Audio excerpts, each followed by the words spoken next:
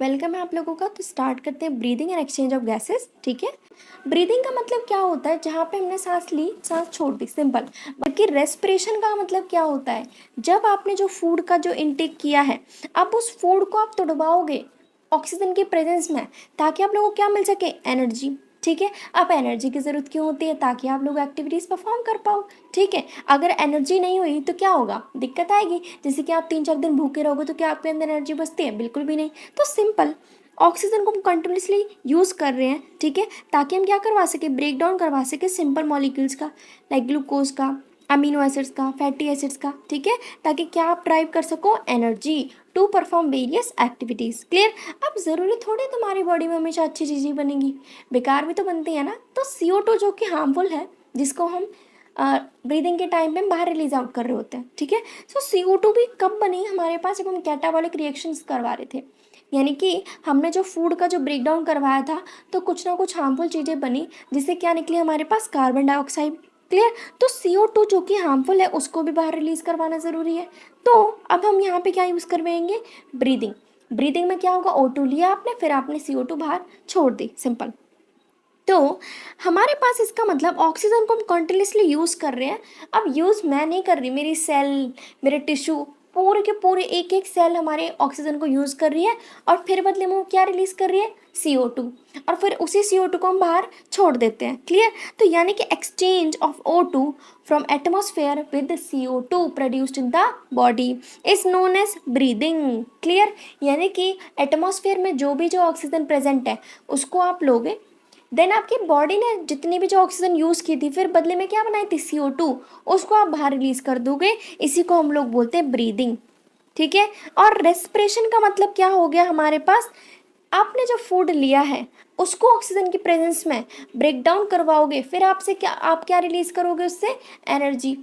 ठीक है, और रेस्पिरेशन क्या है? जो भी आपने जो फूड लिया है, उसको ऑक्सीजन की प्रेजेंस में ब्रेक डाउन करवाओ, देन उससे क्या निकलेगी? एनर्जी। क्लियर? इसी को हम बोलते हैं रेस्पिरेशन। क्लियर? अब जैसे कि हमने देखा होगा, हम जब सांस लेते हैं तो हमारा जो चेस्ट रीजन है वो काफ़ी ऊपर की तरफ होता है, राइट, और जब छोड़ते हैं तो हम काफ़ी रिलैक्स मोड में होते हैं, तो वहाँ पे होता है ब्रीदिंग। क्लियर? तो इस चैप्टर में हम रेस्पिरेटरी ऑर्गन्स और मैकेनिज्म ऑफ ब्रीदिंग के बारे में सारा कुछ पढ़ने वाले हैं। क्लियर?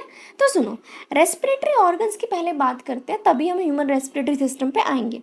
अब रेस्पिरेटरी ऑर्गन का मतलब, किस चीज़ से आप रेस्पिरेशन कंप्लीट कर पा रहे हो? तो सबके अंदर एक डिफरेंट डिफरेंट ऑर्गन प्रेजेंट है। लाइक हम सबके अंदर क्या है? टेरेस्ट्रियल ऑर्गेनिज्म के अंदर लंग्स प्रेजेंट है।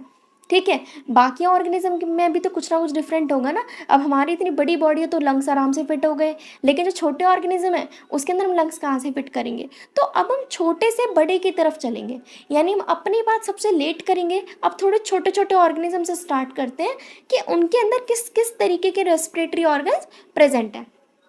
तो सुनो, mechanism of breathing very among different groups of animals. अब हमारे पास जो ब्रीदिंग का जो मैकेनिज्म है ना, कोई कैसे ब्रीदिंग कर रहा है, वो डिपेंड करेगा कि एनिमल कहाँ पे रह रहा है, किस तरीके का हैबिटेट है उसका, किस तरीके का लेवल ऑफ ऑर्गेनाइजेशन है।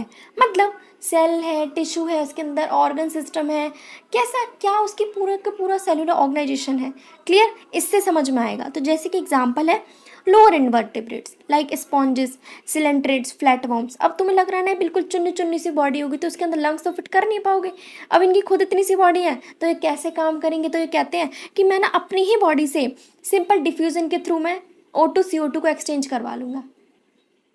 ठीक है, तो यहाँ पे क्या होता है? O2 CO2 का सिंपल डिफ्यूजन के थ्रू पूरी बॉडी सरफेस से एक्सचेंज हो जाता है लोअर इन्वर्टिब्रेट्स के अंदर। अब थोड़े बड़े लोगों के पास चलते हैं, जैसे कि हमारे पास आ गया अर्थवर्म। अब अर्थवर्म कहता है मेरी तो इतनी सुंदर सी स्किन है, क्यूट क्यूट सी स्किन है ना, मॉइस्ट क्यूटिकल, क्यूटिकल मतलब स्किन। तो वो कहते हैं हम अपनी स्किन के थ्रू ही रेस्पिरेशन कंप्लीट करवा लेंगे, ब्रीदिंग वगैरह पूरा का पूरा हम कंप्लीट करवाएंगे। ओके, अभी इनके पास कोई रेस्पिरेटरी ऑर्गन आया नहीं है। पहले वाले ने क्या किया? अपने पूरी बॉडी के सरफेस से किया। दूसरे वाले ने क्या किया कि भाई मैं तो अपनी क्यूट सी स्किन यूज़ करूँगा, अर्थवर्म। ठीक है, अब आए इंसेक्ट्स। अब इंसेक्ट्स की बॉडी देखिए, कीड़े मकोड़े कैसे होते हैं, कुछ ट्यूब लाइक स्ट्रक्चर होता है ना, सिंपल। तो इनके अंदर पूरा किसके थ्रू होगा? ट्रैकियल ट्यूब्स प्रेजेंट होती हैं, उसी के थ्रू ये लोग रेस्पिरेशन ब्रीदिंग वगैरह अपना कंप्लीट करेंगे। ठीक है, तो इंसेक्ट्स के पास क्या? नेटवर्क ऑफ ट्यूब्स, जैसे बोलेंगे ट्रैकियल ट्यूब्स। ठीक है। अब थोड़ी बात कर लेते हैं हमारे पास मछली वगैरह की। तो देखो धीरे धीरे हम कहाँ आ रहे हैं, ऊपर की तरफ बढ़ते जा रहे हैं, है ना, हायर ऑर्गेनिज्म की तरफ जाते जा रहे हैं। तो गिल्स हमारे पास किसके अंदर मिलते हैं, कुछ आर्थ्रोपोड्स हो गए हमारे पास, कुछ मोलस्क हो गए। तो अब बात करते हैं गिल्स की। ये स्पेशल वेस्कुलाइज स्ट्रक्चर होते हैं। वेस्कुलाइज का मतलब जहाँ पे ब्लड की कंटिन्यू सप्लाई हो रही होती है, ठीक है। सो ब्रैंकियल रेस्पिरेशन बहुत सारे लोग यूज़ करते हैं, ठीक है। जैसे कि हमारे पास aquatic आर्थ्रोपोड्स हो गए, मोलस्क हो गए, ठीक है। और जबकि लंग्स की अगर मैं बात करूँ तो लंग्स कौन यूज़ करेगा, हम लोग यूज़ करते हैं, क्लियर। तो लंग्स के लिए एक वर्ड यूज़ होता है पल्मोनरी। पल्मोनरी का मतलब होता है लंग्स के बारे में बात हो रही है, ठीक है। तो लंग्स कौन यूज़ करेगा, टेरेस्ट्रियल ऑर्गेनिज्म यूज़ करते हैं, ठीक है। जैसे कि अगर मैं वर्टिब्रेट्स की बात करूँ तो फिश क्या यूज़ करेंगे, गिल्स। और बाकी जो एम्फीबियंस हो गए, रेप्टाइल्स, बर्ड्स, मैमल्स, वो क्या यूज़ करते हैं, लंग्स। उसके थ्रू अपना रेस्पिरेशन कंप्लीट कराएंगे, क्लियर। और हमारा मेंढक तो अलग ही रहता है। तो मेंढक क्या है, एम्फीबियन है, वो क्या करता है, अपनी स्किन के थ्रू ही रेस्पिरेशन करवाएगा, क्यूट स्किन के थ्रू, तो बोलेंगे क्यूटेनियस रेस्पिरेशन, क्लियर। तो नंबर 1 कौन था, लोअर इन्वर्टिब्रेट्स। ये क्या करते हैं, अपनी पूरी एंटायर बॉडी सरफेस से डिफ्यूजन के थ्रू करवाएंगे एक्सचेंज, क्लियर। फिर था अर्थवर्म। अर्थवर्म कहता है मेरी स्किन से करा लो, ठीक है। इंसेक्ट्स बोलते हैं, उनके तो ट्यूब जैसा स्ट्रक्चर है बॉडी का, उसी के थ्रू करवा लेंगे। फिर आते हैं गिल्स। गिल्स किस में है, मछली में, ठीक है। एक्वाटिक ऑर्गेनिज्म जो भी हो गए तुम्हारे पास। लंग्स किसके पास है, हमारे पास है, समझ में आया। इसके अलावा एक हमारे पास एम्फीबियन होता है जो कि फ्रॉग, वो हमारे पास क्यूटेनियस स्किन के थ्रू करता है। 11th में चैप्टर था फ्रॉग, उसके अंदर हमने देखा था वो ब्रैंकियल रेस्पिरेशन भी करता है, क्यूटेनियस भी करता है। इसके अलावा पल्मोनरी रेस्पिरेशन, वो 3 तरीके के रेस्पिरेशन कंप्लीट कर सकता है अपने, ठीक है। अब देखते हैं हमारे पास ह्यूमन रेस्पिरेटरी सिस्टम। तो सुनो, हमारे पास मानो यहाँ पे एक तरीके से नोज है, ठीक है, एक इधर नॉस्ट्रल एक इधर। तो यानी कि हमारे लिप्स के जस्ट ऊपर क्या प्रेजेंट होंगे, 2 नॉस्ट्रल प्रेजेंट होंगे, ठीक है। अब देखो तुम्हें एक रास्ता सा नजर नहीं आ रहा, क्लियर। तो ये क्या है, नेजल पैसेज। अब नेजल पैसेज जैसे ही खत्म होगा तो उसके पीछे क्या खुलेगा, एक रास्ता, एक चैम्बर, एक बिल्कुल रूम सा खुलेगा। तो नंबर 1 नॉस्ट्रल प्रेजेंट है। नॉस्ट्रल कहाँ ओपन होंगे, नेजल पैसेज में। नेजल पैसेज कहाँ जाएगा, नेजल चैम्बर के अंदर, क्लियर। अब नेजल चैम्बर हमारे पास फेरिंग्स में ओपन होगा। अब ये फेरिंग्स वही रास्ता है जहाँ से तुम्हारा फूड का पाइप भी जा रहा है और वहीं से तुम्हारा एयर का पाइप भी जा रहा है, क्लियर। तो फेरिंग्स, अगर मैं बात कर रही हूँ ह्यूमन रेस्पिरेटरी सिस्टम की, तो हम फूड वालों को अलग करेंगे। हम अपना आगे चलते हैं ट्रैकिया के पास, ठीक है। तो फेरिंग्स जो है हमारा, वो हमारे पास ट्रैकिया बनाएगा आगे जाके, ट्रैकिया में ओपन होगा। लेकिन उससे पहले हमारे पास प्रेजेंट होता है लैरिंग्स। अब लैरिंग्स क्या है, साउंड बॉक्स, जिसकी वजह से हम लोग बोल पाते हैं, आवाज़ बाहर आ पाती है, ठीक है। तो पहले फेरिंग्स कहाँ एक तरीके से ओपन होगा हमारे पास, ट्रैकिया के अंदर। लेकिन बीच में क्या रास्ता आएगा, लैरिंग्स, जो कि हमारे पास क्या है, कार्टिलेजियस बॉक्स है, जिसकी वजह से साउंड प्रोडक्शन हो पाता है, ठीक है। तो during swallowing glottis can be covered by thin elastic cartilage flap, ठीक है, जिसको हम बोलते हैं epiglottis, to prevent the entry of food into larynx, ताकि आपका खाना लैरिंग्स में ना जा पाए। तो इसके अलावा सुनो, हमारे जो पेरेंट्स होते हैं वो कहते हैं कि खाते वक्त बोलना नहीं चाहिए, ठीक है। क्यों, क्योंकि जब आप खाना खाओगे तो वो आपके पास लैरिंग्स के अंदर खाना चले जाएगा, ठीक है। तो उसके लिए क्या एक सिस्टम है, लैरिंग्स के ऊपर एक लगा रहता है एक ढक्कन, एक फ्लैप टाइप, जिसको बोलते हैं हमारे पास ग्लॉटिस। और ग्लॉटिस के ऊपर एक कवर है जिसको बोलेंगे एपीग्लॉटिस। तो ग्लॉटिस के ऊपर का हिस्सा एपीग्लॉटिस, क्लियर। तो हमारे पास ये क्या करते हैं, prevent the entry of food into लैरिंग्स। इसके अलावा ट्रैकिया, अब देखो मैंने पूरे गले वगैरह पूरी बात हो गई है, फेस की पूरी नॉस्ट्रल वगैरह सारी हम, अब देखो नॉस्ट्रल चला था, फिर नॉस्ट्रल से कहाँ आए थे हम, नेजल पैसेज, नेजल पैसेज से नेजल चैम्बर, नेजल चैम्बर से फेरिंग्स, ठीक है। फिर फेरिंग्स से कहाँ गए थे हम, वो डिवाइड हो गया था हमारे पास फूड पाइप में, विंड पाइप में। उससे पहले क्या था, लैरिंग्स, ठीक है। अब लैरिंग्स हो गया, अब क्या है हमारे पास, ट्रैकिया। अब ट्रैकिया बिल्कुल लॉन्ग, एक तरीके से लंबा सा एक रास्ता है, ठीक है। सो स्ट्रेट ट्यूब है हमारे पास, जो कि हमारे चेस्ट मिड थोरेसिक कैविटी में आके ख़त्म होती है, ठीक है। अब ये क्या करती है हमारे पास, इसकी लोकेशन याद रखो, ये डिवाइड होगी 5th थोरेसिक वर्टेब्रा पे, ठीक है। और इधर भी डिवाइड हो जाती है, लेफ्ट राइट, ठीक है, दोनों पोर्शन में डिवाइड हो गई। यानी एक लंबी सी एक ट्यूब आ रही थी जो कि 5th थोरेसिक वर्टेब्रा पे रुकी आके, और फिर ये लेफ्ट लंग में डिवाइड हो गई, एक इधर राइट में, ठीक है। तो बोलेंगे हमारे पास लेफ्ट राइट ब्रोंकी, क्लियर। अब ये ब्रोंकी यहीं पे रुकने नहीं वाली, ठीक है, हमने लंग्स देखा है ना स्ट्रक्चर कैसा होता है, ऐसे हो गया ये ब्रोंकी, फिर इसने दोबारा डिवीजन की, ये क्या बना ब्रोंकियोल्स, फिर ऐसी सेकेंडरी टर्शियरी बहुत बार होती जाएगी आपके पास।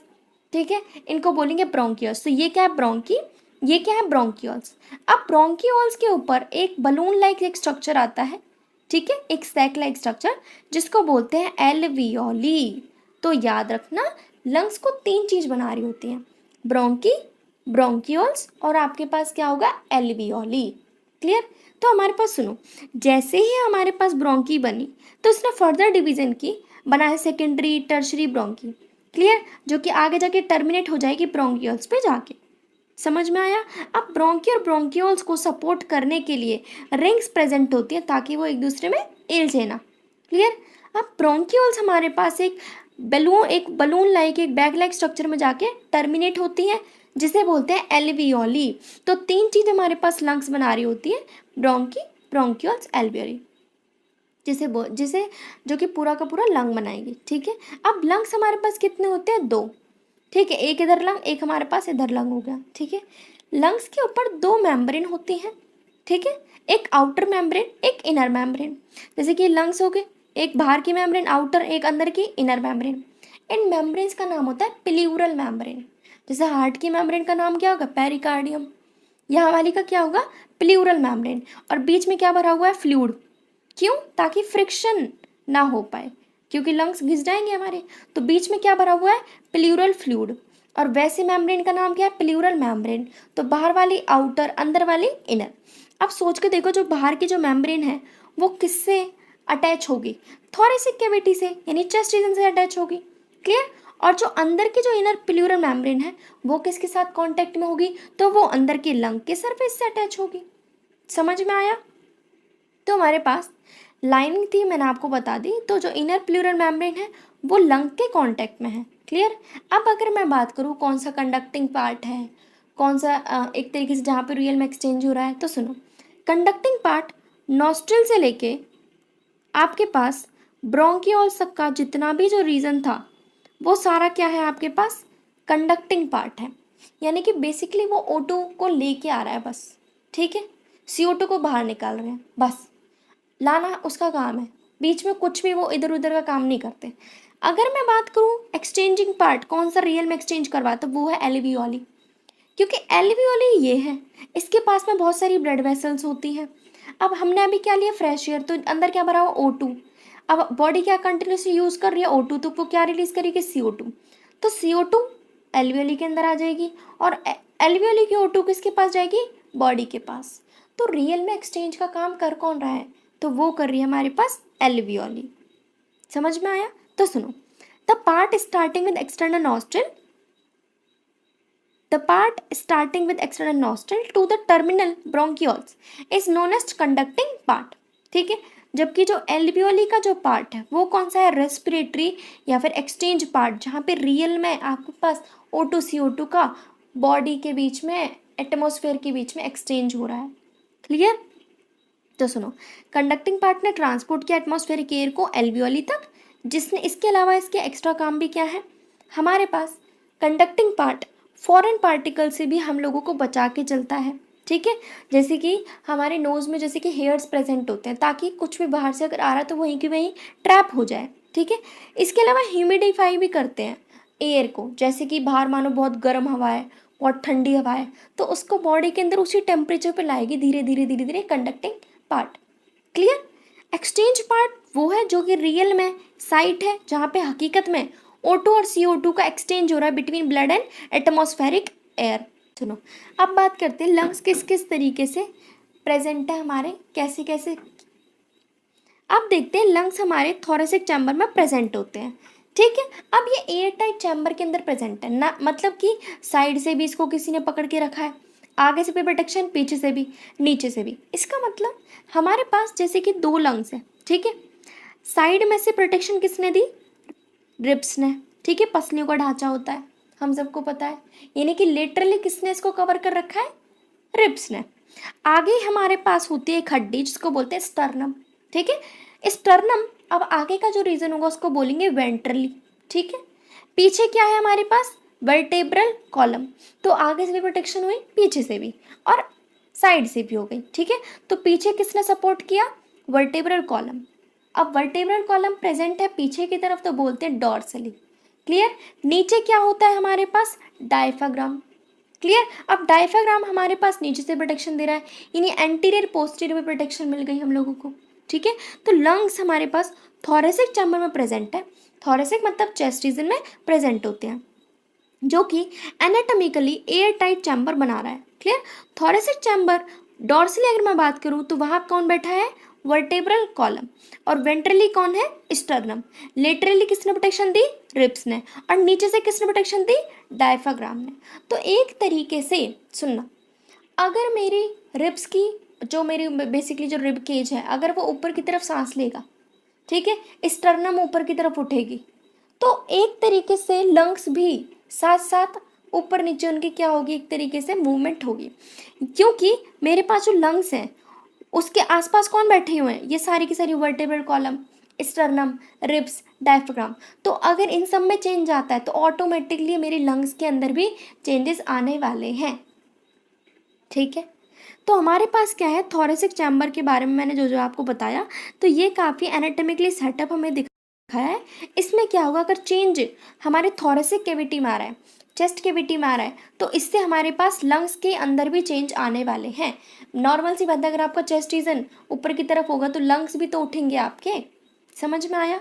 आगे देखो, अगर मैं बात करूँ रेस्पिरेशन के अंदर कौन कौन से स्टेप्स होते हैं, सो नंबर 1 है ब्रीदिंग। ब्रीदिंग हमें पता है O2 लेनी है, CO2 हमें बाहर रिलीज करनी है, ठीक है। O2 कहाँ से लेंगे, एटमॉस्फेयर से। CO2 कहाँ से रिलीज करेंगे, एल्वियोली रिलीज करवा देंगे। उसके बाद जो आपने जो O2 ली है, जो आपने अब जो CO2 बाहर छोड़ने वाले हो, तो O2 किसके पास है, एल्वियोली, और CO2 किसके पास है, बॉडी के पास। तो अब O2 और CO2 का एक्सचेंज करवा दो between alveoli and blood vessels, ठीक है। उसके बाद हमारे पास ब्लड में क्या आ गई, सारी की सारी O2। अब ये O2 कौन यूज़ करेगा, ट्रांसपोर्ट करवाने के लिए भेज दो जितनी भी जो सेल वगैरह है, टिश्यू वगैरह है, जिसको ज़रूरत है, ठीक है। अब जैसे ही O2 चली जाएगी उन सेल्स के पास, तो सेल क्या करेगा, उसका यूज़ करेंगे, सिंपल सी बात है, सेल हो चाहे टिश्यू हो। जैसे ही O2 कंप्लीट यूज़ हो गई, उसके बाद क्या रिलीज़ होगा, CO2। तो टिश्यू वगैरह ने क्या रिलीज़ करके दिया हम लोगों को, वापस से CO2। अब ये CO2 किसके पास जाएगी, एल्वियोली के पास। एल्वियोली बाहर कहाँ भेजेगी, एटमॉस्फेयर में, थ्रू द नॉस्ट्रिल, खत्म। तो रेस्पिरेशन में क्या होगा, पहले ब्रीदिंग करवाएंगे, ठीक है, सांस ले लिया आपने, फिर जो आपने जो O2 ली है उसका डिफ्यूजन करवा दो अक्रॉस एल्वियोलर मेम्ब्रेन, ठीक है। एल्वियोली क्या करेगी, सारी O2 दे देगी ब्लड को, और ब्लड की सारी CO2 ले लेगी खुद, ठीक है। अब जो O2 हमने दिया ब्लड को, अब ब्लड उसको यूज़ करवाएगा जिस भी सेल को चाहिए, ठीक है। जैसे ही सेल के पास पहुंचेगी तो वो ब्लड और टिश्यू उसको यूज़ करेंगे, और जितनी भी जो O2 होगी वो वापस से एल्वियोली को दे दी जाएगी। ब्रीदिंग के अंदर हमारे पास 2 स्टेजेस होती हैं, इंस्पिरेशन जिसमें हम नॉर्मली इनहेल कर रहे हैं, ठीक है, यानी कि एटमॉस्फेयर में जो भी जो ऑक्सीजन है उसको हम अंदर लेंगे, सिंपल। एक्सपेंशन का मतलब अब जो CO2 आपकी बॉडी के अंदर जो बनी है उसको हम बाहर रिलीज आउट करवाएंगे, इसको बोलेंगे एक्सपिरेशन, ठीक है। So expiration by which alveolar air is released out. अब एल्वियोलर एयर का मतलब क्या है, देखो हमारे लंग्स में जो भी जो ऑक्सीजन गई थी वो एंड में कहाँ पहुँची थी, एल्वियोली के पास। अब इस एल्वियोली से सारी ऑक्सीजन किसके पास गई, सेल के पास, टिश्यू के पास, यानी पूरी बॉडी ने यूज़ कर ली, क्लियर। अब बॉडी ने भी तो कुछ ना कुछ मेटाबॉलिज्म किया, तो क्या रिलीज हुआ, CO2। अब इस CO2 को वापस हम एल्वियोली के अंदर पहुंचा देंगे, और एल्वियोली के थ्रू सारे के सारे हम एयर जो भी है जो CO2 है उसको हम बाहर निकाल देंगे, clear. So expiration by which alveolar air is released out, ठीक है। अब ये जो मूवमेंट है एयर का, यानी कि जो O2 है वो अंदर आ रही है, CO2 बाहर जा रही है, ठीक है, ये इतना आसान नहीं है।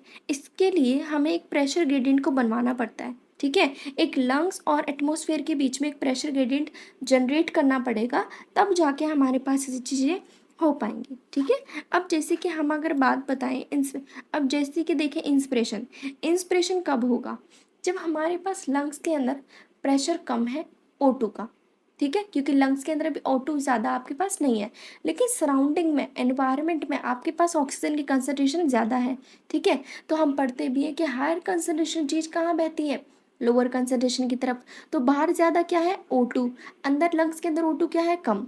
तो इसका मतलब जब इंट्रा पल्मोनरी प्रेशर, इंट्रा मतलब अंदर, पल्मोनरी मतलब लंग्स की बात हो रही है, यानी जब लंग्स के अंदर का प्रेशर कम होगा as compare to atmospheric pressure, इसका मतलब इंट्रा पल्मोनरी प्रेशर जब कम होगा एटमॉस्फेरिक प्रेशर से, तो हम बोलेंगे कि हमारे पास इंस्पिरेशन होगा।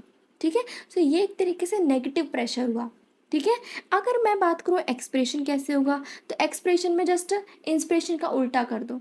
हमारे इंस्पिरेशन में पहले क्या था, लंग्स में प्रेशर कम था, अब लंग्स में प्रेशर ज़्यादा कर दो। ठीक है, जो हमारे पास जो प्रेशर ग्रेडियंट था, एटमॉस्फेयर में पहले ऑक्सीजन ज़्यादा थी, अब एटमॉस्फेयर में CO2 की कंसंट्रेशन कम कर दो, क्योंकि बॉडी में आपके पास CO2 बहुत ज़्यादा बढ़ गई है।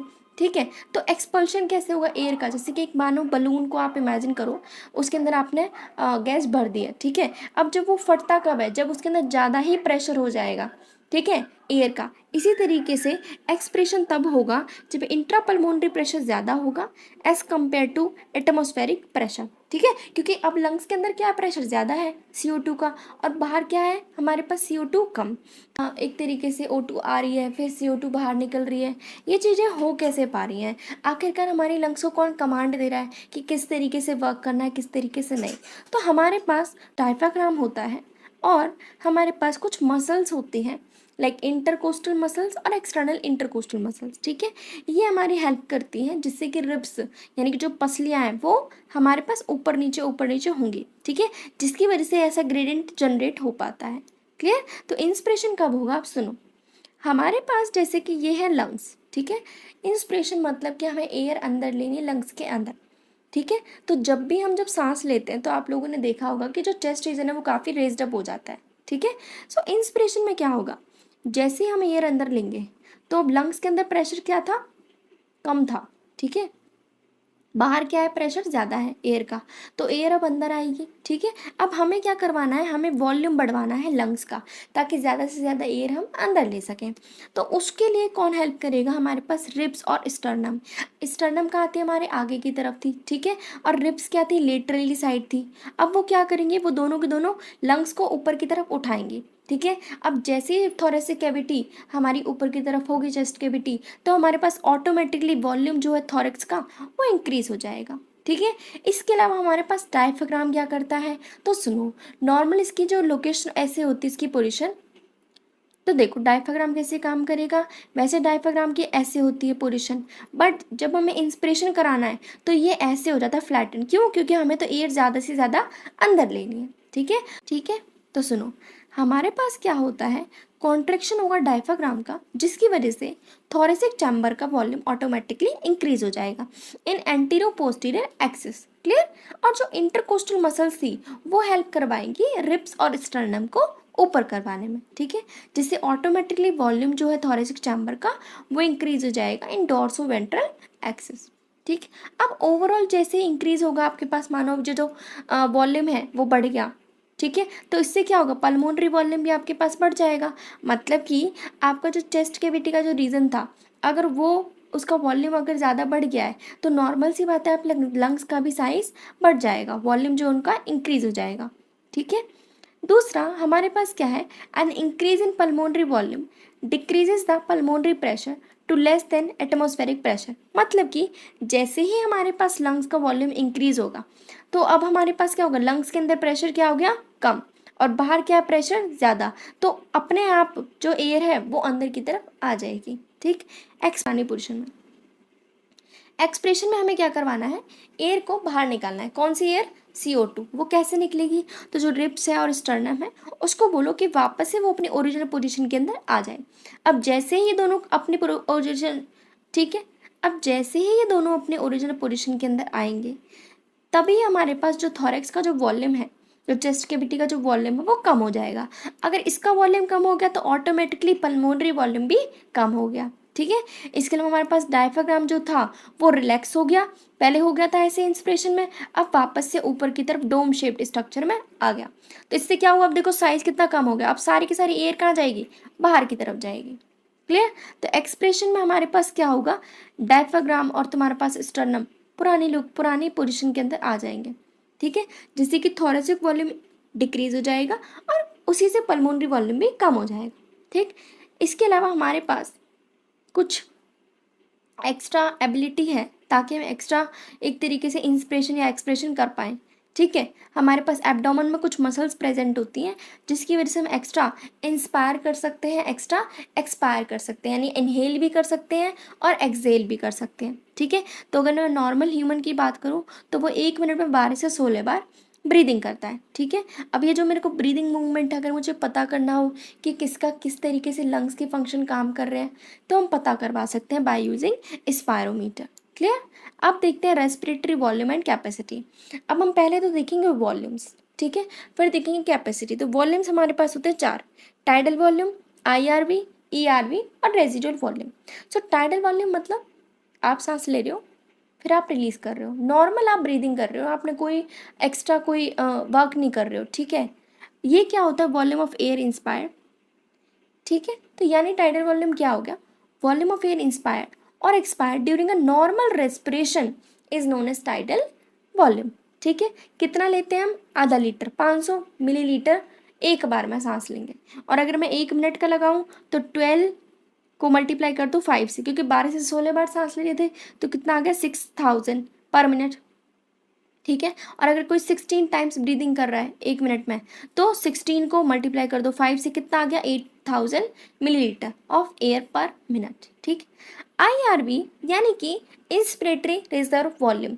इंस्पिरेटरी का मतलब नॉर्मल हम इंस्पायर कर रहे हैं, रिजर्व मतलब जो कि हम यूज़ कर सकते हैं, जो कि रिजर्व है। तो सुनो, जब हम जानबूझकर खींच के सांस लेते हैं, ज़्यादा ही आप इनहेल कर रहे हो, फोर्सिबल इंस्पिरेशन कर रहे हो, उसको बोलते हैं IRV, ठीक है। So a person can expire by forcible inspiration is known as IRV, ठीक है। अब जब हम सांस लेते हैं, हम कितने ज़्यादा सांस ले सकते हैं ना, तो वो होगा 2500 मिलीलीटर से 3000 मिलीलीटर तक।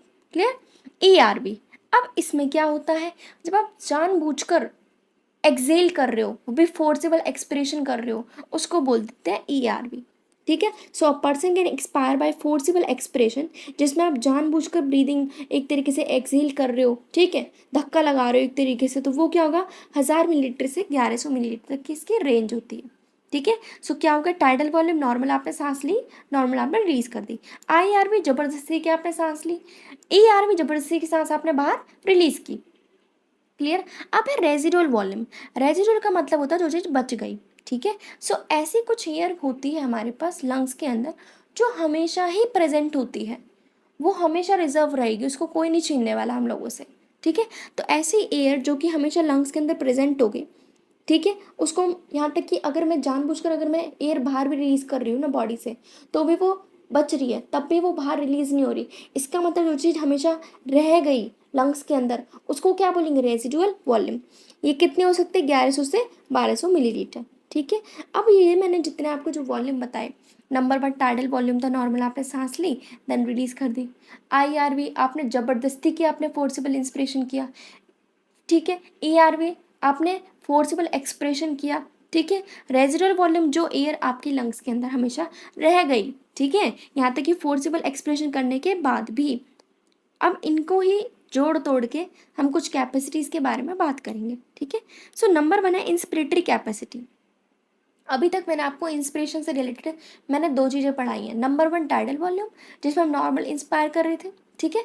फिर था IRV इंस्पिरेटरी रिजर्व वॉल्यूम, ठीक है। सो इंस्पिरेटरी कैपेसिटी यानी कितनी आपकी कैपेसिटी है कि आप कितने इंस्पायर कर सकते हो। तो एक तो थी नॉर्मल वाली, भाई मैं नॉर्मल इंस्पायर कर सकती हूँ। एक तो फोर्सिबल इंस्पिरेशन, तो इसमें आप टाइडल वॉल्यूम प्लस IRV को जोड़ दो, ठीक है। So total volume of air a person can inspire after a normal expression, जैसे ही आपने सांस बाहर रिलीज कर दी, उसके बाद आप और कितनी ले पा रहे हो, उसको हम क्या बोलेंगे, इंस्पिरेटरी कैपेसिटी, ठीक है। जैसे कि मानो हम सांस ले रहे हैं, नॉर्मल ब्रीदिंग कर रहे हैं, ठीक है, उसके बाद अगर मन किया अचानक से जोर से सांस खींच ली, सिंपल, वो क्या होगा, इंस्पिरेटरी कैपेसिटी। तो ये क्या होगा, TV प्लस IRV। नेक्स्ट है एक्सपिरेटरी कैपेसिटी, आपकी कितनी कैपेसिटी है कि आप कितना एक्सपायर कर सकते हो। अभी हमने कहाँ कहाँ पढ़ा था, एक तो था टाइडल वॉल्यूम में, नॉर्मल आपने एक्सपायर किया, ठीक है, नॉर्मल ब्रीदिंग कर रहे थे। एक था ERV, आपने जबरदस्ती की सांस बाहर निकाली, तो हमारे पास ये होता है EC, यानी कि tidal volume plus ERV is known as expiratory capacity, ठीक है। So volume of air a person can expire after a normal inspiration, सांस लेने के बाद आप और कितनी सांस एक्स्ट्रा ले सकते हो, उसको आप बोलोगे एक्सपिरेटरी कैपेसिटी। तो याद रखना, हमारे पास आई सी और ई सी में टाइडल वॉल्यूम सेम रहेगा, और I R V E R V आप लोग जोड़ दोगे। अगर इंस्पिरेटरी पूछा है तो टाइडल वॉल्यूम तो कॉमन है, साथ में क्या जोड़ दोगे, I R V, inspiratory reserve volume. और अगर एक्सपिरेटरी कैपेसिटी पूछा है तो उसके अंदर आप टाइडल वॉल्यूम तो कॉमन था ही, उसके अंदर भी इसके अंदर भी, तो साथ में क्या जोड़ोगे, ई आर वी। क्लियर। अब रेजिडुअल कैपेसिटी, इसमें क्या आता है, E R V plus residual volume. मतलब ऐसी ऐसी कैपेसिटी यानी ऐसी वॉल्यूम एयर की जो कि आपकी बॉडी में हमेशा ही प्रेजेंट है, उसको बोलेंगे फंक्शनल रेजिडुअल कैपेसिटी। ठीक है, वो फंक्शन कर रही है आपकी बॉडी में रह के। तो एक कौन था जो हमेशा बच गई थी, रेजिडुअल वॉल्यूम। दूसरा E R V. E R V क्यों, क्योंकि आपने भले ही फोर्सिबल एक्सप्रेशन किया, चाहे आपने कितनी ही सांस बाहर रिलीज की हो, फिर भी जब आप नेक्स्ट टाइम जब इंस्पायर करोगे, आप उतनी ही वापस से बॉडी के अंदर इंस्पायर कर लोगे। ठीक है, तो E R V plus residual volume जो कि फंक्शनल रेजिडुअल कैपेसिटी होता है। क्लियर। सो वाइटल कैपेसिटी क्या है, वाइटल जो कि ज़रूरी है। भाई सांस ले रहे हो, बिल्कुल आपको टाइडल वॉल्यूम ज़रूरी है, नॉर्मल ब्रीदिंग करनी नहीं करनी, बिल्कुल। आई आर वी, अचानक से आपको पानी के अंदर किसी ने डुबो दिया, बाहर आके जोर के आप सांस लोगे, आई आर वी भी ज़रूरी है। E R V, E R V भी ज़रूरी है। ठीक है, सो ये तीनों की तीनों हमारे पास क्या है, वाइटल कैपेसिटी, जो कि आपके वाइटल फंक्शंस में हेल्प कर रही है, ठीक है, बॉडी को रेगुलेट करने के लिए। So the maximum volume of air a person can breathe in after a forced expiration is known as vital capacity. Clear? Total lung capacity. अब जितनी भी मैंने आपको वॉल्यूम्स पढ़ाई, सब कुछ जोड़ दो। जैसे कि मानो ये आपका लंग्स है, ठीक है, टाइडल वॉल्यूम पढ़ाई, फिर आई आर वी, फिर ई आर वी, फिर क्या था एंड में, रेजिडुअल वॉल्यूम। इन सब को जोड़ दोगे तो बनेगी टोटल लंग कैपेसिटी। क्योंकि भाई लंग की कितनी कैपेसिटी, या तो वो नॉर्मल ब्रीदिंग कर सकता है, या फिर वो जानबूझकर अंदर और खींच सकता है एयर को, या फिर वो जानबूझकर बाहर और रिलीज कर सकता है, या फिर जो हमेशा के लिए लंग्स के अंदर जो बैठी हुई है रेजर्व वॉल्यूम, वो सारी क्या होंगी, टोटल लंग कैपेसिटी। ठीक है, so this include residual volume, expiratory reserve volume, tidal volume and I R V. ठीक है, इंस्पिरेटरी रिजर्व वॉल्यूम, या फिर आप कह सकते हो vital capacity plus residual volume. क्यों, क्योंकि वाइटल कैपेसिटी में क्या था भाई, टाइडल वॉल्यूम था, आई आर वी थी और ई आर वी थी। ठीक है, साथ में एक और क्या था, रेजिडुअल वॉल्यूम। तो vital capacity plus residual volume is known as total lung capacity. Clear. तो हमारे पास कितनी कैपेसिटीज आई, एक तरीके से इंस्पिरेटरी कैपेसिटी आई, जिसके अंदर हमने tidal volume plus inspiratory reserve volume के बारे में बात की। फिर आई एक्सपिरेटरी कैपेसिटी, जिसमें हमने tidal volume plus expiratory reserve volume जो कि रह गया, वही हमारी एक्सपिरेटरी कैपेसिटी। ठीक है, फंक्शनल रेजिडुअल कैपेसिटी जो कि आपकी बॉडी में फंक्शन कर रही है हमेशा जो रहती है, एक था रेजिडुअल वॉल्यूम, एक था ई आर वी। क्लियर। एक वाइटल कैपेसिटी जो कि बॉडी के फंक्शंस को करवाने के लिए ज़रूरी है, जैसे कि टाइडल वॉल्यूम था, आई आर वी था, ई आर वी, ये हमारे पास हो गई वाइटल कैपेसिटी। फिर टोटल लंग कैपेसिटी यानी residual volume plus E R V plus I R V plus residual volume हो गया आपके पास प्लस। ठीक है, टोटल लंग कैपेसिटी यानी कि residual volume, E R V, tidal volume और आई आर वी। क्लियर। या फिर आप कह सकते हो vital capacity plus residual volume, क्योंकि वाइटल कैपेसिटी के अंदर क्या था, I R V, E R V और टी वी। ठीक है, यहाँ पे भी क्या है, I T V, E R V और आई आर वी, बच क्या गया, residual volume. So total lung capacity को आप डिफाइन कर सकते हो by using vital capacity and residual volume, या फिर आप बोल सकते हो residual volume, E R V, I R V और टाइडल वॉल्यूम। क्लियर। तो अब हम पढ़ने वाले हैं breathing and exchange of gases. अब सुनो, एलिवियली हमारे पास प्राइमरी साइट है एक्सचेंज ऑफ गैसेस का। मतलब एलिवियली वो जगह है जहाँ पे पहली बार गैसेस का एक्सचेंज हो रहा है। ठीक है, कैसे, हमने एटमॉस्फेयर से क्या ली थी, O2, किसके पास आई थी, एलिवियली के अंदर आई थी। अब एलिवियली से ऑक्सीजन किसके पास जाएगी, ब्लड वेसल्स के पास जाएगी। ठीक है, सो O2 हमारे पास कहाँ गई, ब्लड वेसल्स के पास। अब जितनी भी जो बॉडी के अंदर जो CO2 बनी थी वो किसके अंदर प्रेजेंट है, पहले से CO2, तो CO2 चली जाएगी वापस से एल्वियोली के अंदर, और एल्वियोली की जो ऑक्सीजन तो वापस से कहाँ जाएगी, ब्लड वेसल्स के अंदर। तो प्राइमरी साइट क्या हुआ, एल्वियोली हुई। ठीक है, इसके अलावा हमारे पास गैसेस का एक्सचेंज ब्लड और टिश्यूज़ के बीच में भी होता है। मतलब जो हमने जो ऑक्सीजन ली ना एल्वियोली से, अब उसको हम कहाँ यूज़ करवाएंगे, जिसको भी ज़रूरत होगी ऑक्सीजन की, लाइक टिश्यू हो गया, कोई सेल हो गई, कुछ भी कोई चीज़ हो सकती है बॉडी में, ठीक है, जिसको रिक्वायरमेंट है। क्लियर। अब ये जो ऑक्सीजन और CO2 का जो एक्सचेंज है वो ऐसे कैसे हो पा रहा है, तो वो होता है सिंपल डिफ्यूजन के थ्रू, ठीक है। अब वहाँ पे प्रेशर ग्रेडियंट्स होते हैं, मतलब कि ज़्यादा जहाँ पे मात्रा है वो चीज़ कहाँ जाएगी, कम वाले की तरफ, ठीक है। सो हायर कंसंट्रेशन से हम जाएंगे लोअर कंसंट्रेशन की तरफ, क्लियर। अब हमारे पास दो फैक्टर्स होते हैं जिसकी वजह से हमारे पास जो रेट है डिफ्यूजन का वो मेंटेन हो पाता है। नंबर 1, गैस की सॉल्युबिलिटी। अब हम सब जानते हैं CO2 की ज़्यादा सॉल्युबिलिटी होती है as compare to oxygen. Next है थिकनेस ऑफ मेम्ब्रेन, मतलब कि जो एल्वियोली है ना उसकी मेम्ब्रेन कितनी मोटी है, या फिर जो ब्लड वेसल्स है उसकी थिकनेस कितनी है, ठीक है। सो नंबर 1 क्या हो गया, गैसेस की सॉल्युबिलिटी कितनी है। नंबर 2, थिकनेस कितनी है हमारे पास मेम्ब्रेन्स की, क्लियर। अब हम थोड़ी बात कर लेते हैं पार्शियल प्रेशर की। अब ये पार्शियल प्रेशर क्या होता है समझो। हमारे पास जैसे मानो ये एक रूम है, इसके अंदर ऑक्सीजन भी है, CO2 भी है, बाकी और तुम्हारी नाइट्रोजन वगैरह काफ़ी गैसेस हो गई। तो एक ऑक्सीजन एक अलग से प्रेशर डाल रही होगी दीवार पे, CO2 अलग से प्रेशर डाल रही होगी, नाइट्रोजन अलग से प्रेशर डाल रही होगी वॉल्स पे। तो हर गैस का एक अपना पर्टिकुलर प्रेशर होगा। लाइक मानो आपने ऑक्सीजन वहाँ पे छोड़ी, ऑक्सीजन एक अलग से प्रेशर डाल रही है वॉल्स के ऊपर, तो उसे बोलेंगे partial pressure of oxygen. Similar अगर हम बात करें CO2 की तो बोलेंगे पार्शियल प्रेशर ऑफ CO2। तो इसका मतलब pressure contributed bye an individual gas, कोई भी गैस हो सकती है, उसे बोलेंगे पार्शियल प्रेशर। अगर मैं बात करूँ ऑक्सीजन के लिए तो बोलेंगे PO2 यानी partial pressure of oxygen. CO2 के लिए तो बोलेंगे partial pressure of CO2, clear. So हमारे पास ये टेबल दे रखी है, इसमें हमारे पास देखो क्या है, हम ऑक्सीजन की और CO2 की बात करने वाले हैं, क्लियर। अब हम जाएंगे एटमॉस्फेरिक एयर से टिश्यूज़ के पास। तो सबसे पहले सुनो, सबसे ज़्यादा ऑक्सीजन कहाँ थी एटमॉस्फेयर में, 159 इतना प्रेशर था इसका, ठीक है। जैसी एल्वियोली में आई वो कितनी हुई, 104। अब हमारे पास ब्लड डीऑक्सीनेटेड, इसको छोड़ो, पहले देखो 104 हुई एल्वियोली के पास, फिर जैसे ही ऑक्सीडेटिव ब्लड में गई वहाँ पे कितनी मिली, 95 की मात्रा। अब जैसे ही 95 था वहाँ पे यूज़ भी हुई होगी, ऑक्सीजन को यूज़ भी कर लिया होगा लोगों ने, तो जो डीऑक्सीडेटिव ब्लड था उसके अंदर कितनी रह गई ऑक्सीजन तुम्हारे पास, 40 कंसनट्रेशन आ गई उसकी। अब डीऑक्सीडेटेड वाला और तुम्हारा टिश्यू एक ही बात है, क्योंकि डीऑक्सीडेटेड ब्लड वही है जहाँ पे ऑक्सीजन नहीं है, और टिश्यू लेवल पे ऑक्सीजन नहीं होती, क्योंकि वहाँ पे कंटिन्यूसली क्या हो रहा है, CO2 की फॉर्मेशन वहाँ पे हो रही है।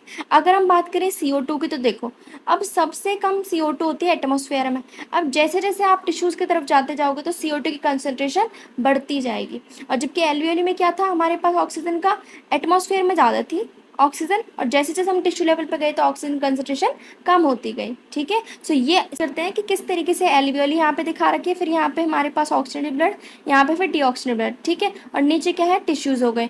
तो देखो हमारे पास जैसे कि सबसे पहले क्या होगा, इंस्पायर्ड एयर आई, ठीक है, कितनी ली हमने, 104 mmHg हमने ऑक्सीजन की कंसंट्रेशन ली। जैसे ही फिर हम गए हमारे पास ब्लड वेसल्स ने कितनी उठाई, 95 mmHg। धीरे धीरे क्या हुआ, 104 से 95। अब आगे जैसे ही हम टिश्यूज लेवल पे जाएंगे तो ऑक्सीजन की कंसंट्रेशन कितनी होगी, 40। इसका मतलब जैसे जैसे हम आगे बढ़ते जाते हैं, पहले 104, फिर 95 कहाँ पे रहा हमारे पास ऑक्सीडेटिव ब्लड के अंदर, फिर 40 कहाँ मिला, टिश्यूज़ के पास में। देखो CO2 की बात करते हैं, तो CO2 की कंसंट्रेशन एल्वियोली में कितनी है, 40 mmHg। और यहाँ पे हमारे पास ऑक्सीडेटिव ब्लड के अंदर कितनी है, 40 mmHg। अब जैसे ही टिश्यूज लेवल पे आओगे तो CO2 कंसंट्रेशन ज़्यादा होती है, तो इससे रख देते हैं 45। अब इसको से याद कैसे रखोगे, तो अगर एल्वियोली की देखी तो वो था 104 एल्वियोली पे, 95 था हमारे पास ऑक्सीडेटिव ब्लड, और फिर हमारे पास 40 बचा था हमारे पास कहाँ पे, टिश्यूज लेवल पे, ठीक है। अगर मैं यहाँ पे बात करूँ CO2 की तो CO2 एल्वियोली में कितनी थी, 40, फिर दोबारा से 40 कहाँ पे थी ऑक्सीडेटिव ब्लड के अंदर, फिर 45 कहाँ मिले, टिश्यूज लेवल पे। अब इसको कैसे याद रखेंगे, तो 40 और फिर 40 और फिर 45। अब हम ज़्यादा CO2 की कंसंट्रेशन बॉडी में नहीं बढ़ा सकते, क्योंकि CO2 क्या होती है हमारे लिए, हार्मफुल। तो याद रखना हमें सिर्फ एंड में +5 करना है और हमारे पास टिश्यूज लेवल की कंसंट्रेशन हमें पता चल जाएगी। अब देखते हैं सॉल्युबिलिटी ऑफ गैसेस। अब हमारे पास जो CO2 होती है वो ज़्यादा सॉल्युबल होती है एज़ कम्पेयर टू ऑक्सीजन, कितना, 20 to 25 times higher than that of O2, ठीक है। तो जो अमाउंट है CO2 को वो ज़्यादा डिफ्यूज़ हो पाएगा, ज़्यादा उसका डिफ्यूज़न हो पाएगा ब्लड के अंदर एज़ कम्पेयर टू ऑक्सीजन, ठीक है, क्योंकि उसका पार्शियल प्रेशर क्या है, ज़्यादा है, वो ज़्यादा अच्छे से सॉल्युबल होती है। अब देखो हमारे पास आते हैं डिफ्यूज़न मेम्ब्रेन। डिफ्यूज़न मेम्ब्रेन होती है 3 तरीके की हमारे पास। नंबर 1 है हमारे पास स्क्वैमस एपिथेलियम। ये किसकी है, देखो ये एल्वियोली जा रही है, इसकी लेयर है खुद स्क्वैमस एपिथेलियम, ठीक। फिर उसके बाद है हमारे पास ब्लड वेसल्स। अब ब्लड वेसल्स की जो लेयर है उसका नाम होता है एंडोथेलियम ऑफ ब्लड कैपिलरी। अब एल्वियोली के लिए बोल रहे तो बोलेंगे एल्वियोलर कैपिलरीज, ठीक है। बीच में क्या भरा हुआ है, ये क्या है, बीच की मेम्ब्रेन, इसको बोलेंगे बेसमेंट मेम्ब्रेन। यहाँ पे कुछ ना कुछ बेसमेंट में कुछ ना कुछ सब्सटेंस होंगे। क्लियर। अब इसकी जो थिकनेस है वो कितनी होती है, बहुत कम होती है, मिलीमीटर से भी बहुत ज़्यादा कम होती है, जिसकी वजह से अच्छे से डिफ्यूजन हो पाता है हमारा ऑक्सीजन और CO2 का। क्लियर। अब देखते हैं ट्रांसपोर्ट ऑफ गैसेस, किस तरीके से जो हमारी गैसेस है वो ट्रांसपोर्ट हो रही है। सो ब्लड ही एक सहारा है जिसके थ्रू ऑक्सीजन हो या फिर CO2 हो, उनका ट्रांसपोर्ट हो पाता है। 97% हमारे पास ऑक्सीजन का ट्रांसपोर्ट करवा रही है RBC ब्लड के अंदर, बाकी जो 3% है उसको उठवा रहा है प्लाज्मा। ठीक। और अगर मैं CO2 की बात करूँ तो 20 to 25% CO2 को कैरी कर रहा है RBC, और 70% उसको कैरी करवा रहे हैं बाइकार्बोनेट्स के फॉर्म में। इसको आगे पढ़ेंगे कि बाइकार्बोनेट्स कैसे बनते हैं। बाकी जो 7% जो CO2 बनेगा उसको प्लाज्मा के थ्रू हम लोग कैरी करवाएंगे। ठीक है। अब आता है ट्रांसपोर्ट ऑफ ऑक्सीजन। तो पहले देखते हैं ऑक्सीजन का कैसे कैसे ट्रांसपोर्ट हो रहा है। तो अभी हमने देखा RBC के थ्रू करवा रहे हैं, कितना 97%। ठीक है। अब हमारे पास ना हीमोग्लोबिन होता है। हीमोग्लोबिन किससे बना है, आयरन पिगमेंट से बना है। ठीक है। अब हीमोग्लोबिन में कितनी ऑक्सीजन बैठ सकती हैं, सिर्फ 4 ऑक्सीजन बैठ सकती है। जैसे नैनो कार होती है उसमें कितने लोग बैठ सकते हैं, 4। इसी तरीके से यहाँ पे कितने मैक्सिमम मॉलिक्यूल वो कैरी कर सकता है ऑक्सीजन के, 4 मॉलिक्यूल्स कैरी कर सकता है। ठीक है। सो हीमोग्लोबिन रेड कलर होता है, क्यों, क्योंकि उसके ऊपर एक पिगमेंट प्रेजेंट है जो कि आयरन पिगमेंट है। ठीक है। ऑक्सीजन बाइंड करेगा हीमोग्लोबिन के साथ। देखो जब ऑक्सीजन बाइंड करता है हीमोग्लोबिन के साथ तो बनाएगा वो हीमोग्लोबिन ऑक्सीजन हीमोग्लोबिन। ठीक है। तो देखो हमारे पास हीमोग्लोबिन है जो कि रेड कलर का पिगमेंट बना रहा है। हीमोग्लोबिन है जो कि रेड कलर का होता है क्योंकि उसके पास आयरन पिगमेंट प्रेजेंट है। ऑक्सीजन बाइंड करेगा हीमोग्लोबिन के साथ, बनाएगा ऑक्सी हीमोग्लोबिन। अब यहाँ पे लिखा रिवर्सिबल मैनर, मतलब कि ऑक्सी हीमोग्लोबिन जैसे ही बना, जरूरी नहीं कि वो हमेशा ऑक्सी हीमोग्लोबिन रहेगा, वो आगे जाके टूट भी सकता है। तो ऑक्सीजन को सेपरेट कर देगा, हीमोग्लोबिन भी वापस से सेपरेट हो जाएगा। ठीक है। हर हीमोग्लोबिन मॉलिक्यूल सिर्फ और सिर्फ 4 मॉलिक्यूल्स ही कैरी कर सकते हैं ऑक्सीजन के। अब जो ऑक्सीजन की जो बाइंडिंग है वो डिपेंड करेगी कुछ चीज़ों पर। ठीक है। जैसे कि कितना पार्शियल प्रेशर है ऑक्सीजन का, कितना CO2 का पार्शियल प्रेशर है, कितने H पॉजिटिव यानी pH है, कितना हमारे पास टेम्परेचर वहाँ पे है। ठीक है। तो हमारे पास ये कर्व आता है जिसे कहते हैं हमारे पास सिग्मोइड कर्व। ठीक है। ऑक्सीजन डिसोसिएशन कर्व होगा जो कि सिग्मोइड कर्व करके आएगा। इसमें हमारे पास क्या होता है, जैसे जैसे जैसे जैसे देखो यहाँ मानो एक मॉलिक्यूल जुड़ा तो इतनी हो गई कंसंट्रेशन। ठीक है। ऑक्सीजन जैसे जुड़ा हीमोग्लोबिन से, यहाँ पे मानो 2, यहाँ पे मानो 3, यहाँ पे हो गई 4। अब जैसे ही 4 मॉलिक्यूल्स जुड़ जाएंगे हीमोग्लोबिन पे, क्या उसके बाद हमारे पास वापस से जो कर्व है वो आगे बढ़ेगा या नहीं, नहीं बढ़ सकता। वो कैसा कर्व होगा, सिग्मोइड कर्व। क्यों, क्योंकि उसके बाद 4 ही आप बिठा सकते हो, चाहे कितनी ही आपके पास ऑक्सीजन हो, बस उसके बाद आप और एक्स्ट्रा नहीं करवा सकते हीमोग्लोबिन से काम। ठीक है। सो हीमोग्लोबिन कितने मॉलिक्यूल उठाएगा, 4। 4 के बाद एक सिग्मोइड कर्व आता है जिसको बोलते हैं ऑक्सीजन डिसोसिएशन कर्व। ठीक है। अब हमारे पास देखो कब हमारे पास बाइंडिंग होगी ऑक्सीजन की, कब बाइंडिंग नहीं होती है। ठीक है। सो अगर मुझे बाइंडिंग करवानी है ऑक्सीजन की हीमोग्लोबिन के साथ, तो ये कहाँ पे होता है, एल्वियोली के अंदर होता है। तो वहाँ पे ना, अब एल्वियोली में हमने देखा कितनी कंसंट्रेशन थी, 104। तो जहाँ पे ऑक्सीजन ज़्यादा, तो वहाँ पे क्या होगा, वो ऑक्सीजन को कैरी करेगा। ठीक है। तो एल्वियोली के अंदर अगर हाई पार्शियल प्रेशर है ऑक्सीजन का, बाकी सारी चीज़ों को लो कर दो, PCO2 को भी लो कर दो। ठीक है। H पॉजिटिव कंसंट्रेशन को भी लो कर दो और टेम्परेचर को भी लो कर दो। अगर ये सारी के सारी कंडीशंस कम है और ऑक्सीजन ज़्यादा है तो हमारे पास बाइंडिंग होगी ऑक्सीजन की, तो बनेगा ऑक्सी हीमोग्लोबिन। और अगर हम बात करें टिश्यू लेवल की, तो वहाँ पे क्या करो, उल्टा कर दो, वहाँ पे ऑक्सीजन को कम कर दो, क्योंकि कंटिन्यू यूज़ हो रही ना ऑक्सीजन, तो ऑक्सीजन तो नहीं बचेगी। एक्स्ट्रा क्या बनता रहता है, CO2। क्या बनेगा, H पॉजिटिव कंसंट्रेशन बढ़ती जाएगी और टेम्परेचर भी हमारे पास एक्स्ट्रा बढ़ता जाएगा। तो वहाँ पे सिर्फ ऑक्सीजन को कम करना है, बाकी सबको हाई कर दो। अगर ये कंडीशन होती है तो समझ जाओ अब ऑक्सीजन डिसोसिएट हो जाएगा हीमोग्लोबिन के साथ में। ठीक है। उससे वो दूर हो जाएगा। समझ में आया। तो यहाँ पे होता है डिसोसिएशन। क्लियर। तो हमारे पास 100 ml मानो ब्लड है, ऑक्सीडेटिव ब्लड, तो वो 5 ml ऑक्सीजन को कैरी करवा सकता है टिश्यूज के पास में। समझे। अब देखते हैं ट्रांसपोर्ट ऑफ CO2। अब CO2 जो कि कैरी होगा बाय हीमोग्लोबिन, तो उसको बोलेंगे कार्ब अमीनो हीमोग्लोबिन। ठीक है। कितना, 20 से 25% हीमोग्लोबिन के थ्रू, RBC के थ्रू हम लोग CO2 को ट्रांसपोर्ट करवा रहे थे। ठीक है। अब ये जो बाइंडिंग है वो भी पार्शियल प्रेशर पर डिपेंड करेगी, कितना CO2 का पार्शियल प्रेशर है। ठीक है। तो जब अगर पार्शियल प्रेशर CO2 का ज़्यादा है तो समझ जाओ किसकी ज़्यादा बाइंडिंग होने वाली है हीमोग्लोबिन के साथ, CO2 की बाइंडिंग होने वाली है, तो क्या बनेगा, कार्ब अमीनो हीमोग्लोबिन बनेगा। ठीक है, और अगर एल्वियोली की बात करूँ तो वहाँ पे CO2 क्या है, कम, ऑक्सीजन क्या है, ज़्यादा। ठीक है, तो एल्वियोली साइड पे क्या होगा, जो CO2 से जो बाइंड किया था हमारे पास हीमोग्लोबिन कभी, अब वो क्या करेगा, वापस से CO2 को छोड़ देगा एल्वियोली के अंदर। समझ में आया। तो इसके अलावा आरबीसी के पास एक हाई कंसंट्रेशन में एक एंजाइम होता है जिसे बोलते हैं कार्बोनिक एनहाइड्रेस, और इसका थोड़ा बहुत अमाउंट प्लाज्मा के अंदर भी प्रेजेंट होता है। अब ये काम कैसे करेगा, सुनो। ये हमारे पास एल्वियोली लेवल का है और ये हमारे पास टिश्यू लेवल की चीज़ चल रही है। ठीक है, सबसे पहले सुनो, हमारे पास जो CO2 है वो पानी के अंदर घूम रहा होता है ब्लड के अंदर ऐसे ही, तो पानी के साथ जब वो मिक्स होता है तो बनाता है बाइकार्बोनेट H2CO3। ठीक है, अभी मैंने एक एंजाइम बताया कार्बोनिक एनहाइड्रेस, ये क्या करता है हमारे पास, अब टिश्यूज लेवल पे जाके बाइकार्बोनेट्स बन गए, HCO3 माइनस और H पॉजिटिव बन गया। अब जैसे ही यहाँ पे हम एल्वियोली पे आने की बात करेंगे तो एल्वियोली पे CO2 क्या होती है, कम। ठीक है, और ऑक्सीजन क्या होती है, ज़्यादा। तो वापस से जब ये इधर आएगा तो H2CO3 वापस से ब्रेक डाउन हो जाएगा CO2 और पानी के अंदर। तो यहाँ पे क्या होगा, डिसोसिएशन हो गया किसका, CO2 का, और यहाँ पे क्या हुआ, बाइंडिंग हुई CO2 की टिश्यू लेवल पे आके। ठीक है, सो टिश्यू साइड पे जहाँ पे पार्शियल प्रेशर CO2 का ज़्यादा है, ठीक है, क्यों, क्योंकि वहाँ पे CO2 अच्छे से ब्लड के अंदर डिफ्यूज हो रही, तो वहाँ पे क्या बनेगा, HCO3 और H पॉजिटिव बनेंगे। एल्वियोली के साइड पे PCO2 कम है तो वहाँ पे क्या बनेगा, वापस से CO2 बन जाएगी, पानी सेपरेट हो जाएगा। ठीक, तो CO2 हमारे पास बाइकार्बोनेट की फॉर्म में ट्रैप होती है टिश्यू लेवल के अंदर। ठीक है, 100 ml जो ब्लड है डीऑक्सीडाइज्ड ब्लड, वो सिर्फ 4 ml CO2 को कैरी करवा सकता है, जबकि वहाँ पे क्या था, 100 ml ऑक्सीडेटिव ब्लड हमारे पास 5 ml ऑक्सीजन को कैरी करा था टिश्यूज़ पे।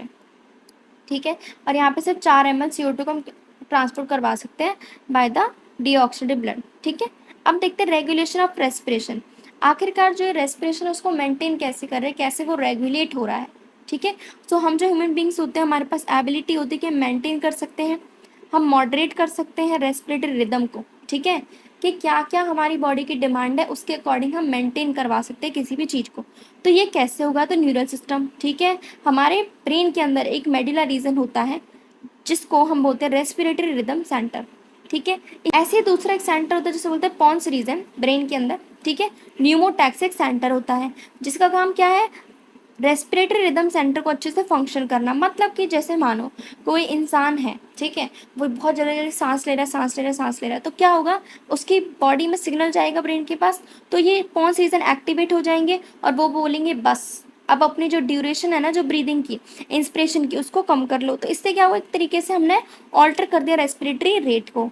इसके अलावा कुछ कीमो सेंसिटिव एरियाज होते हैं हमारे पास रिदम सेंटर के जस्ट कुछ आसपास ही, तो वो क्या करते हैं, कीमो सेंसिटिव यानी केमिकल्स को सेंस किया। केमिकल्स क्या होते हैं, CO2 और H पॉजिटिव आयन। जैसे ही उनको लगा ना भाई ये चीज़ें बढ़ गई, तो वो कमांड देंगे किसको, रिदम सेंटर को, कि प्लीज़ आप कुछ ना कुछ अरेंजमेंट करो, कुछ ना कुछ एडजस्टमेंट करो ताकि सारे सब्सटेंस को हम बाहर निकलवा सकें। ठीक है, इसके अलावा एक अयोप्टिक आर्क और कैरोटिड आर्टरी होती है जिसके पास कुछ रिसेप्टर होते हैं, वो भी क्या करते हैं, उनका भी काम क्या है, सेंस करना CO2 और H पॉजिटिव की कंसंट्रेशन यदि बढ़ती है वो सिग्नल्स भेजेंगे किसको, रिदम सेंटर को, ताकि वो कुछ ना कुछ इमीडिएट एक्शंस ले सके। ठीक है, और जो ऑक्सीजन का जो रोल होता है वो काफ़ी इनसिग्निफिकेंट होता है। ठीक है, अब देखते हैं डिसऑर्डर। नंबर 1 है अस्थमा। अस्थमा में क्या होता है, एक तरीके से हमें सांस लेने में दिक्कत आती है। ठीक है, जिसकी वजह से वीजिंग की प्रॉब्लम होगी, क्यों, क्योंकि इन्फ्लेमेशन होगी ब्रोंकी और ब्रोंकियोल्स की। ठीक है, तो इसके अलावा और खतरनाक बीमारी क्या है, एम्फीसीमा। अब जो हमारी जो मेन एल्वियोली थी, अब उसकी ही वॉल्स में दिक्कत आ गई है। अभी तक क्या था भाई, ब्रोंकी ब्रोंकियोल्स में दिक्कत आई थी। ठीक है, लेकिन अब क्या हो गया, अब तो मेन जो एल्वियोली थी उसके अंदर ही दिक्कत आ गई है। तो एम्फीसीमा एक क्रॉनिक डिसऑर्डर है जिसमें एल्वियोलर वॉल्स डैमेज हो गई हैं, जिससे क्या होगा, रेस्पिरेटरी सरफेस भी क्या हो गया है, कम हो गया है। ऐसा क्यों होता है, क्योंकि हम सिगरेट स्मोकिंग करते हैं। ठीक है, मेजर कॉज जो इसका है। नेक्स्ट है ऑक्यूपेशन रेस्पिरेटरी डिसऑर्डर का। देखो ऑक्यूपेशन मतलब कुछ काम वगैरह की बात हुई जहाँ पे हम लोग वर्किंग एरिया में हम लोग प्रेजेंट हैं। ठीक है, और वहाँ पे रहने की वजह से हमें बीमारी हुई है। So in certain industry specially those involving grinding और स्टोन ब्रेकिंग, जैसे बहुत सारे लोग भट्टे पे काम करते हैं। ठीक है, पत्थर वगैरह तोड़ने का काम करते हैं, तो वहाँ क्या ज़्यादातर दिक्कतें होती हैं रेस्पिरेटरी सिस्टम को लेके। ठीक है, क्योंकि हमारा जो सिस्टम है ना, जो डिफेंस मैकेनिज्म है, वो ज़्यादातर इतना कोप अप नहीं कर पाता, वहाँ के एनवायरनमेंट से लड़ नहीं पाता। ठीक है, तो जब हम लंबे समय तक वहाँ पे रहते हैं तो हमारे पास क्या हो जाती है, इन्फ्लेमेशन हो जाती है, ठीक है, फाइब्रोसिस की कंडीशन आ जाती है, जिसकी वजह से लंग्स भी खराब हो सकते हैं। तो इसीलिए हम लोगों को सजेस्ट किया जाता है कि हम लोगों को वहाँ पे प्रोटेक्टिव मास्क यूज़ करने चाहिए।